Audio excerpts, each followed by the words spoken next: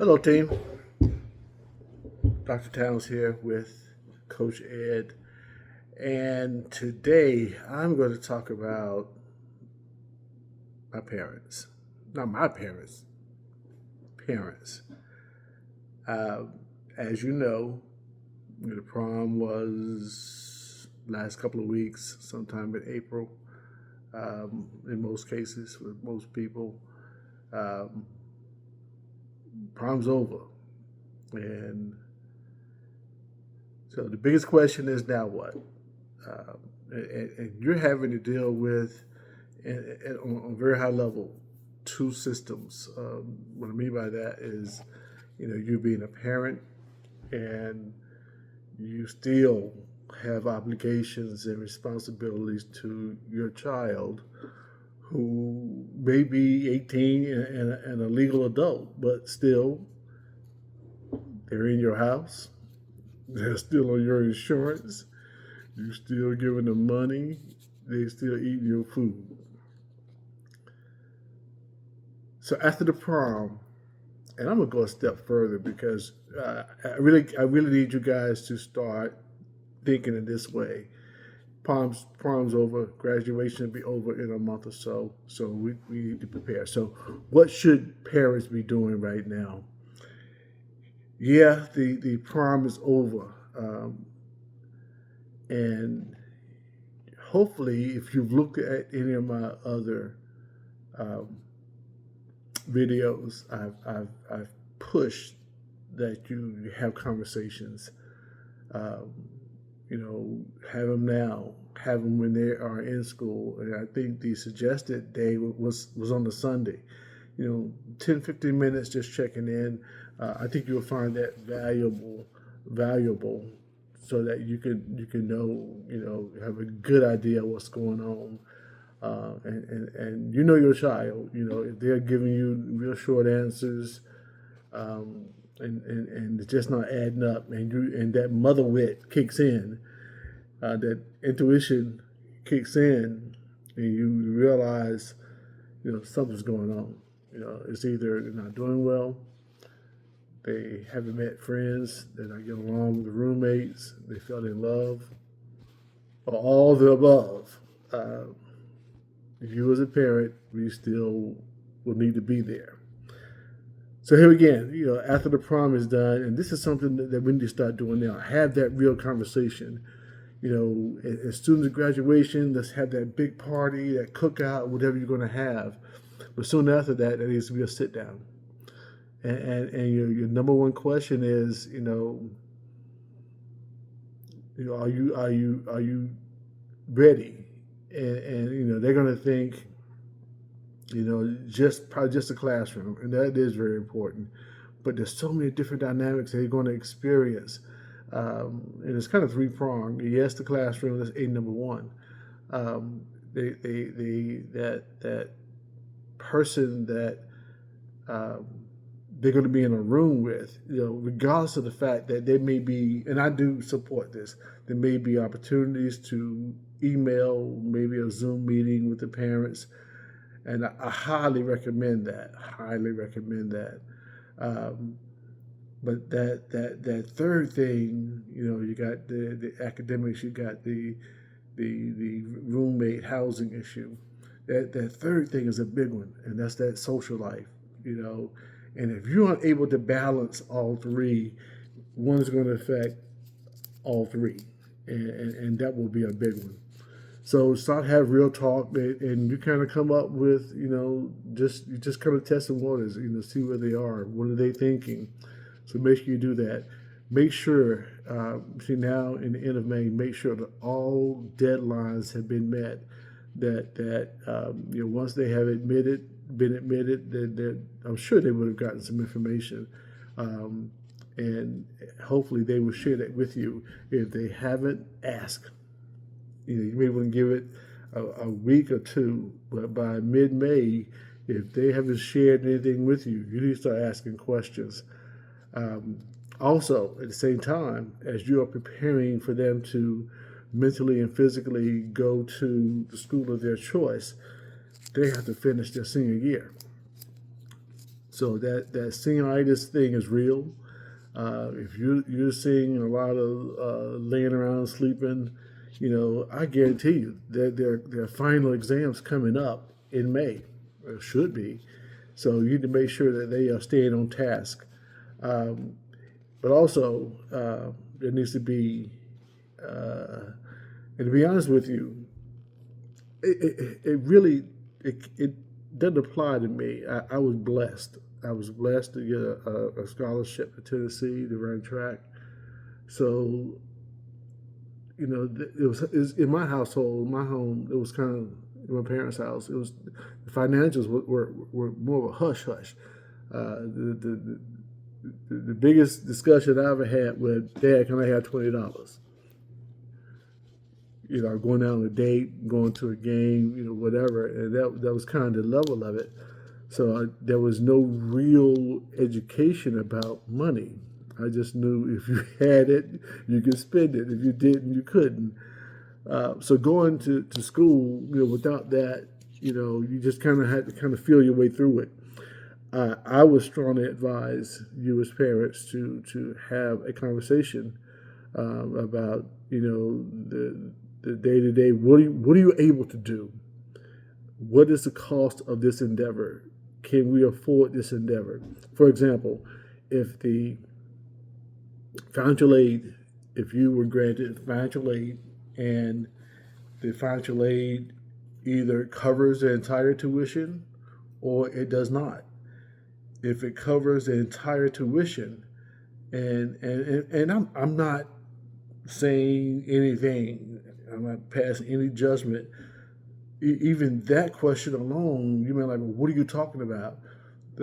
What is the cost of your child, your grandchild to go to school, to go to college?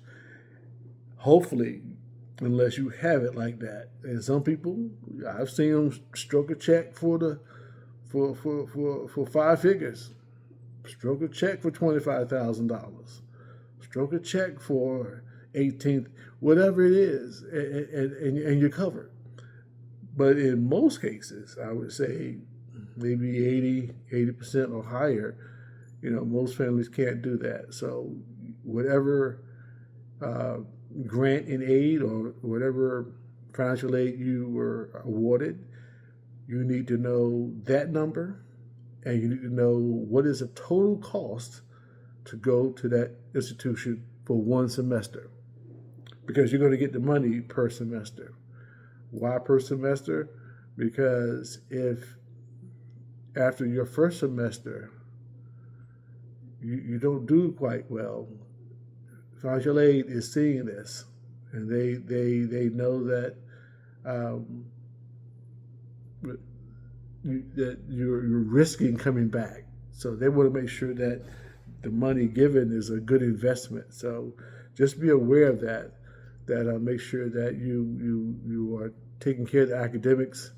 You know exactly what your expenditures would be.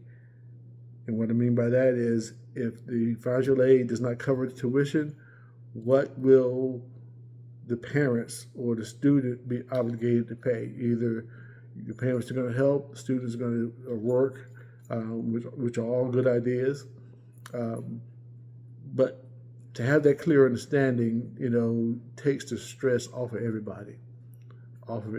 So, and I'm suggesting you have this discussion in May, but you may want to wait till after graduation, sometime in May.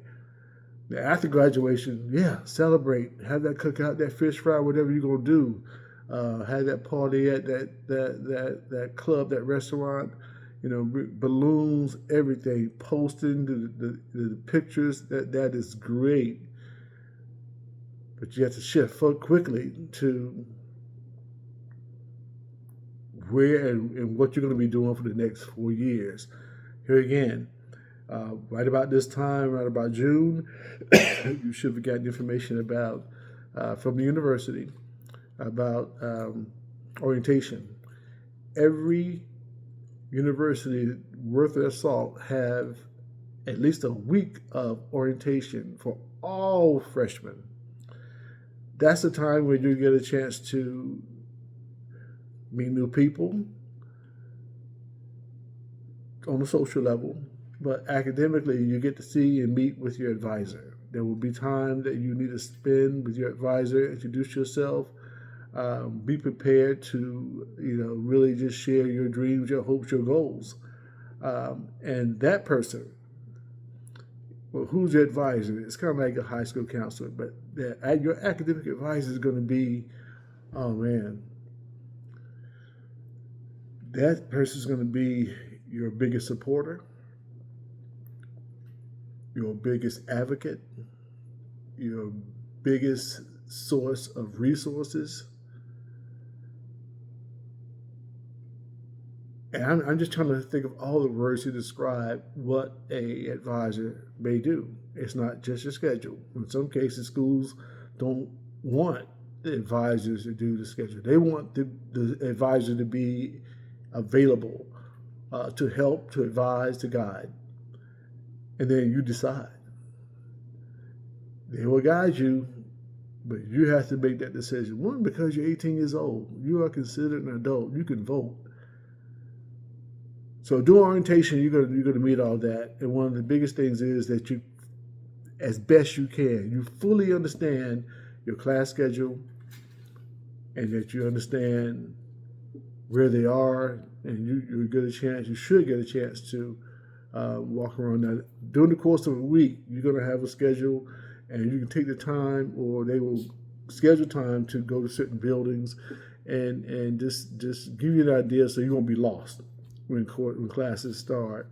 So, and then next, here again, going back to that financial, make sure you understand the financial packet. At that point, if there are any questions, call the financial aid office at the university. Ask to speak to a financial aid advisor. Tell them your name, child's name, this is their school number, and it may be to that point you already have that information, but certainly just tell them the name. They can look up your students' information and discuss the financial aid information, the total tuition that's expected to be paid by somebody. And in this case, it could be, some cases, financial aid could take care of the whole bill, but in most cases, it may not. So there needs to be a discussion, how much it is, how much you're going to pay, because there's a expectation at the end of the semester that it'll be paid. I can tell you that straight up. So we need to make arrangements and look at it this way: if the tuition is $25,000, that is. And over the next, this is not payment for a year. They expect $25,000 to be paid by the end of December, or if not before. So now we're talking about, in a lot of cases, that's a house payment. That is a house payment. And yes, I know some of you have prepared for this day, and that's great. But there needs to be a very candid and open discussion with the financial aid office to make sure that that obligation can be taken care of. All right, let's go to June and July. What's happening in June and July? One, you need to make sure that your housing is secured, and that'd be a good time. You're at about 2.5 months out now. That'd be a good time to have a discussion with the roommates. Let them talk. But also, I think the parents need to have at least one discussion, and so that if there's anything, just knowing who the parents are of the roommate of your child, I think that's important. But that most of that talk can be with the roommates, especially to, well, what do you like? Well, where are you from? What's your major? In some cases, they'll put students who have the same major, and I like that. I like that. It's called a living, learning community. I like that. So make sure that you're doing your due diligence to make sure that you know who the parents are, who the child is, who the young lady is, who the young man is, and that all their housing information has been secured. I did mention this in my message to the students. Make sure that if you have any medical forms, in most cases, there will be something required by the university, some sort of medical form, immunizations, that sort of thing. And then we just hit on one thing. If your child has an IEP of 504, where they have accommodations that are expected from university, make sure you have submitted this information to the accessibility office so that they can communicate this to the instructors and advisors. But it doesn't just lie there. I'm an advocate of that the student should mention to the advisor, not in the classroom. Professor Towns, you do know I get accommodations. You just outed yourself for no reason. That's that is confidential information. But if you choose to let everybody know, that's on you. But I do not advise that. But if you have any accommodations, if you have any prescriptions that your child will be taking, make sure that information and that pharmacy, you find a pharmacy where your child will be, and that the prescriptions will be sent to that particular pharmacy from your doctor. That's very important. Make sure also you're doing some budgeting. I mentioned before the depth of my financial literacy was, if I had money I could spend, if I didn't I couldn't. It's deeper than that, and this may be a good time to talk about budgeting. Be a very good time to talk about money management. I think, and I've seen it. I remember I would go to the bank, go to McDonald's and write a check, and I can get a Big Mac, fry in a drink for like $1 and some cent. And I know you guys are like, well, how old are you? I went to school in 1979. But anyway, but the fact is, I was lucky. I didn't have to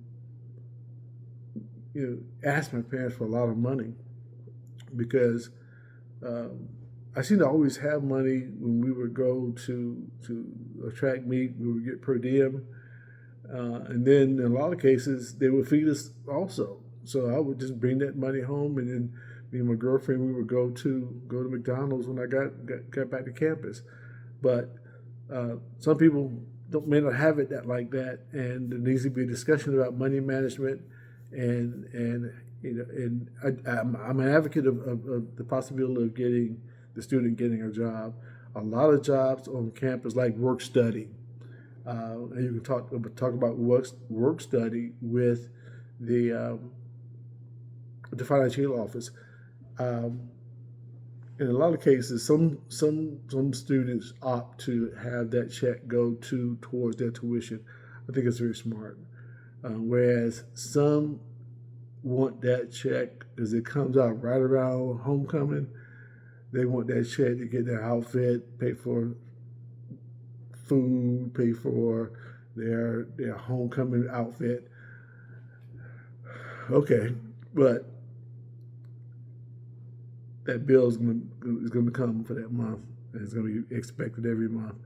So, talk about budgeting, that sort of thing, and then, this is where you may need to step back a little bit and do more listening than telling.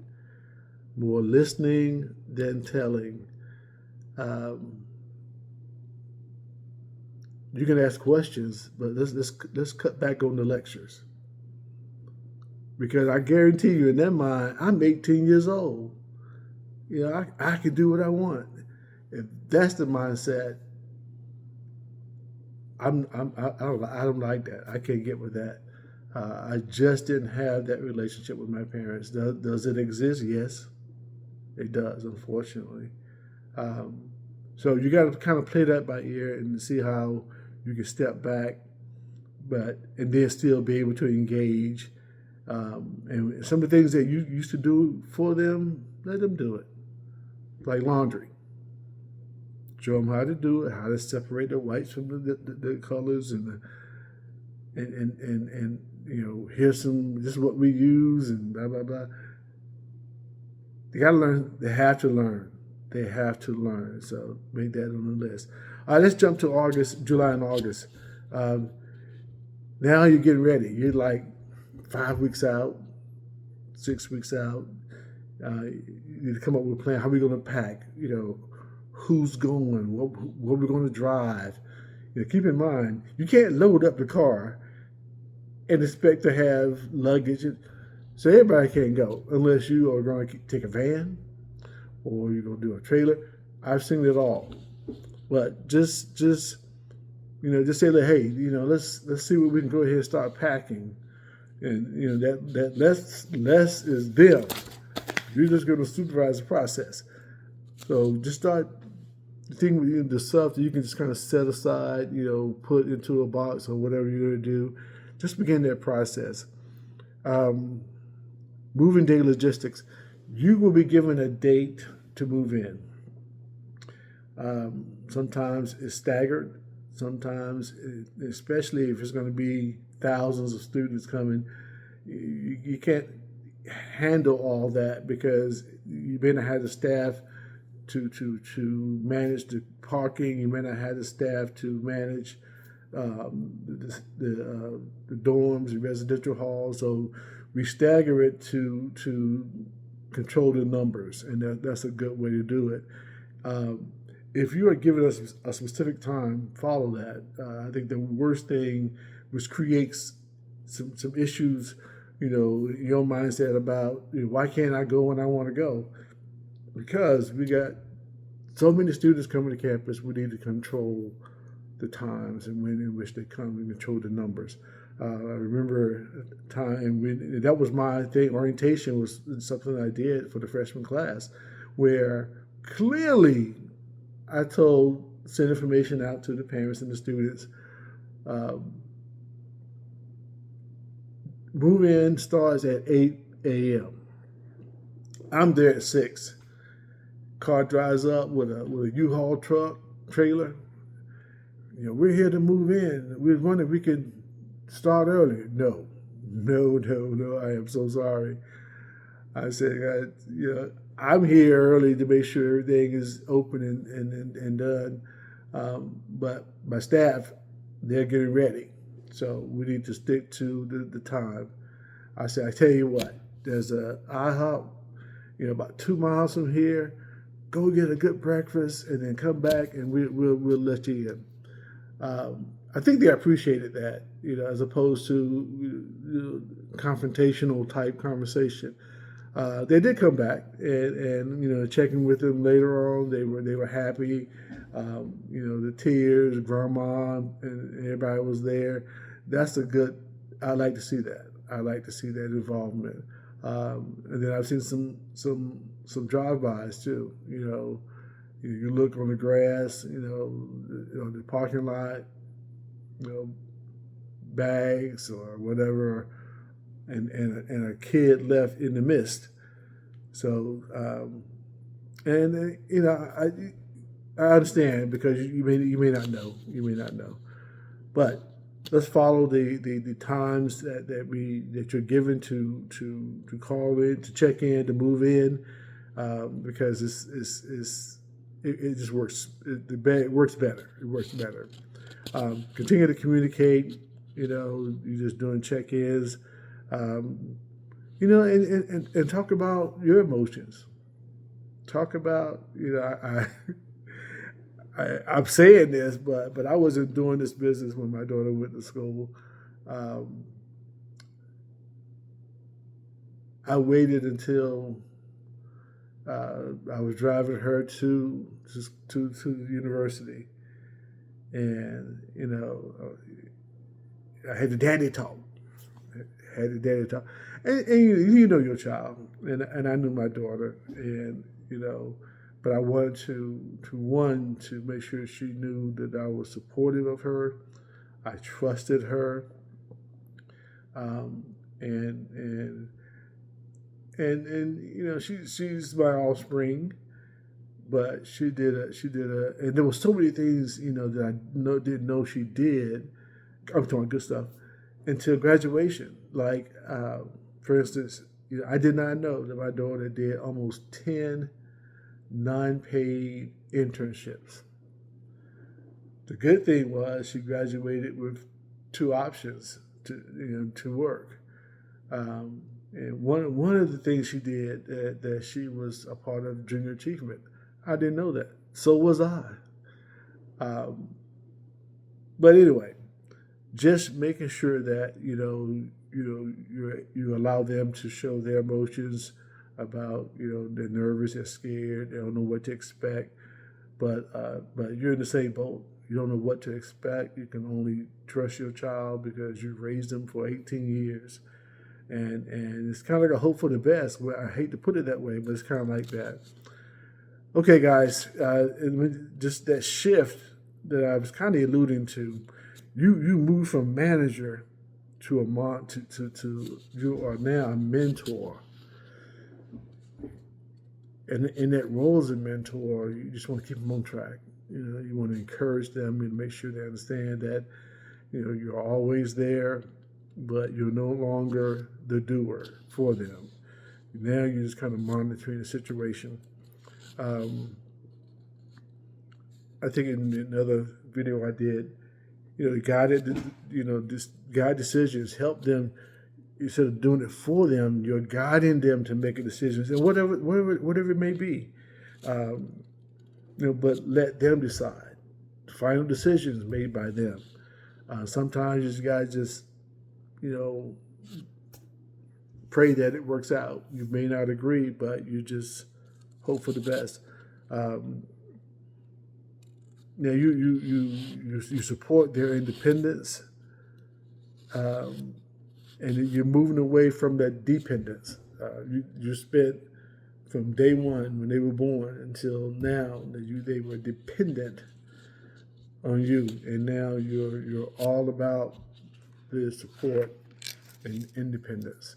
You want to encourage their accountability. They'll be accountable for going to class. They'll be accountable to be a good roommate. They'll be accountable to be thrifty with the money, so that they can they want to go out and go to the party. They want to go shopping every night. I understand that, but is it financially feasible? And that's something that needs to be clearly understood. So you want to encourage them to be accountable in all aspects. I have to just say this part. There's some common parent mistakes. Doing everything for your student, your child. No, you can't. At this point, no. Do your own laundry. Let's see your budget. How much money do you want to be able to take to? Well, I don't have a job. Well, guess what? Get a job. It is a mistake to avoid financial conversations. It is a mistake not to prepare for the emotional transition. And what are you talking about? And I'm hesitating because it's all different. Students are all different. Parents are different. You know your child. You know what triggers them, and to prepare them for moments like that.